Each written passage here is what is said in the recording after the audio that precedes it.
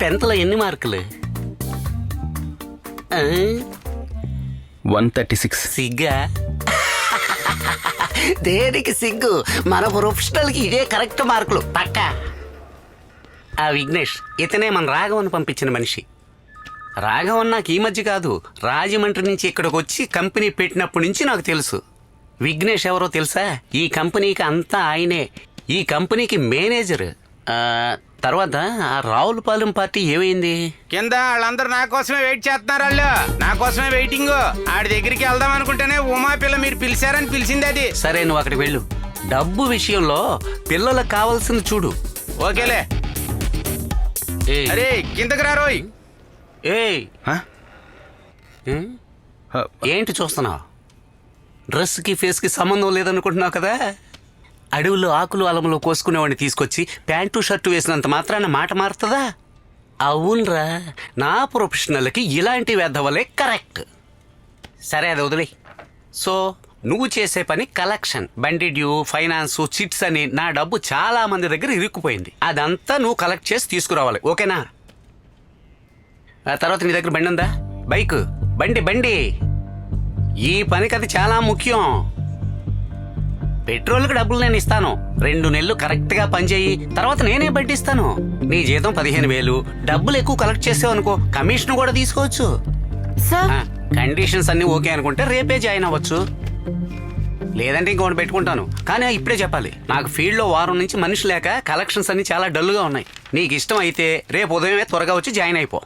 ఇదిగో రాఘవన్తో చెప్పు. Thank you sir. ఎంతమ్మా? 50,000 సార్. వస్తాను సార్. మందుల వల్లేమో కాస్త గేరగా ఉంది కృష్ణ. ఇంగ్లీష్ మెడిసిన్ కదా, అందుకే టీ తాగాలనిపించింది. ఇప్పుడు ఎలా ఉందనా? పర్వాలేదా? ప్రాబ్లం ఏమి లేదుగా? ఇప్పుడేం ప్రాబ్లం లేదు. డ్యూటీకి వెళ్దామని బయలుదేరాను. అందరూ 2 రోజులు రెస్ట్ తీసుకోమని బలవంతం చేశారు. సరే అని నేను వచ్చేసాను. టీ తాగు కృష్ణ. తర్వాత సుందరం గారితో మాట్లాడాను. రేపే కదా నిన్ను జాయిన్ అవ్వమంది. కొంచెం కష్టమైన పనైనా కానీ పని చేసేదాన్ని బట్టి సుందరం గారితో చెప్పి కాస్త డబ్బులు ఏర్పాటు చేయొచ్చు. ప్రతి నెల కాస్త జీతంలో తీసుకోమందాం. నచ్చకపోతే వద్దులే కృష్ణ. అలాంటిదేమీ లేదన్నా. నేను రేపు పనికి వెళ్ళాలంటే బండి కావాలి, బైక్ ఖచ్చితంగా ఉండాలంట. కంపెనీ వాళ్ళు ఇవ్వరా? 2 నెలల తర్వాత ఇస్తారంట. అప్పటిదాకా పెట్రోల్ డబ్బులు మాత్రమే ఇస్తామన్నారు. బస్సులో వెళ్తే టైంకి వెళ్ళటం కుదరదు, డబ్బులు కూడా ఎక్కువ ఖర్చు అవుతాయి. మీ ఫ్రెండ్స్ని అడగకపోయావా? రఫీక్ని అడిగాను. వెళ్ళేది రఫీకే కదా. సరే వెళ్ళు, ముందా బండి విషయం చూసుకో. రేపు ఎలాగైనా నువ్వు డ్యూటీలో జాయిన్ అవ్వాలి. రేపే నీకు బైక్ కావాలా? రేపు పనికి వెళ్ళాలి.